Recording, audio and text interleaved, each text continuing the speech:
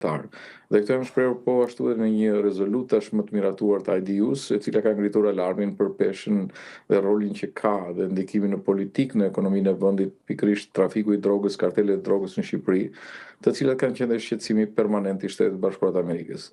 Duke thënë gjitha këto, ajo që unë dua të theksoj është që Partia Demokratike duhet patjetër të bëjë një analizë vetën për zgjedhjet, do të thënë duke mos diskutuar faktin sepse do të thënë zgjedhjet kanë qenë tërësisht manipuluara, këtë ka dëshmuar raporti i SBO-dit, por kjo nuk do të thotë që të bëhet mos bëhet analiza qark për qark edhe kandidat për kandidat për të vlerësuar punën e njerëzve që kanë punuar, struktura e tjerë, por edhe për të parë ku janë problemet, edhe njëkohësisht e funksionimi si koalicion opozitar.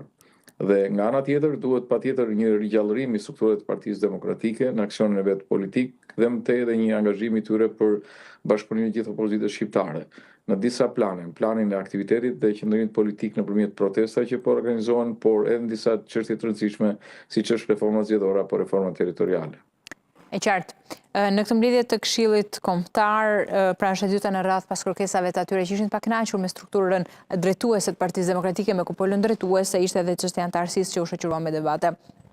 A është ky momenti mbase që zoti Berisha duhet reflektojë të mbledhë vetëm ata që janë kritik ndaj tij, që janë brenda familjes politike, por edhe ju aleatët, që shpesh herë ju mbledh, ju merr mendim, por në fakt nuk vije në jetë, siç ishte edhe hera e fundit, por ndërkohë situata tashmë mund të jetë më serioze, edhe fjala e aleatëve që shumë shpesh ka qenë, mund të themi, një ndim shumë e madhe për të patur një rezultat final në zgjedhjet lokale, por edhe parlamentare, duhet tashmë të shkojë në vend të vet, por edhe të ketë më shumë peshë. Është ky momenti që zoti Berisha duhet të ndrojë strategji, duhet të bëjë lëvizje pak më taktike?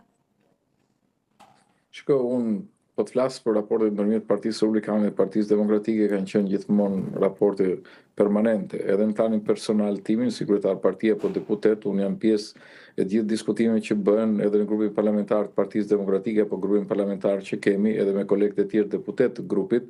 në partive të tjera të Partisë Agrare apo të Partisë Drejtat të Njerëzit, por besoj që ka nevojë për një institucionalizim, do të thënë periodik të marrëdhënieve ndërmjet aleatëve, si ata që janë të koalicionit, të thosha politik të fundit elektoral, por edhe faktorëve të tjerë, do të thënë parlamentar, opozitar, pavarësisht nga diferencat që mund të kemi, për disa veprime të cilat e bëjnë detyrueshme këtë marrëdhënie, sepse ajo që duhet të kuptojmë që të gjithë është pa një opozitë bashkuar është e vështirë për të përballuar këtë qeverisje dhe për të fituar zgjedhjet. Por edhe në një opozitë e bashkuar përcjell një mesazh më të qartë, ka një narrativ më të qartë nëse do të konsultohemi me njëri tjetrin. Dhe kjo ndoshta ka nevojë për një lloj institucionalizimi në nivel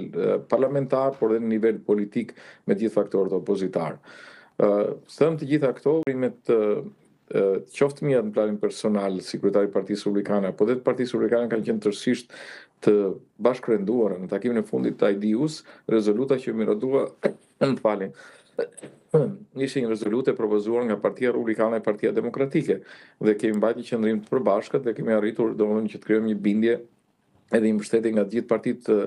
e IDU-s, ku është Partia Republikane Amerikane, është Partia Konservatore Kanadeze, Partitë Popullore Europiane, Partitë Konservatore Europiane, shumë partitë krau të djathtë, të cilat kanë shprehur tashmë shqetësimin për situatën në Shqipëri. A është e mjaftueshme? Nuk është e mjaftueshme, sepse besoj që ky kontakt që ndodhet në nivelin e lartë të lidershipit politik duhet zhvillohet edhe në nivelin e bazës, pra në nivelin strukturor, organizativ dhe elektoral në çdo qendër votimi dhe në çdo nivel qarku.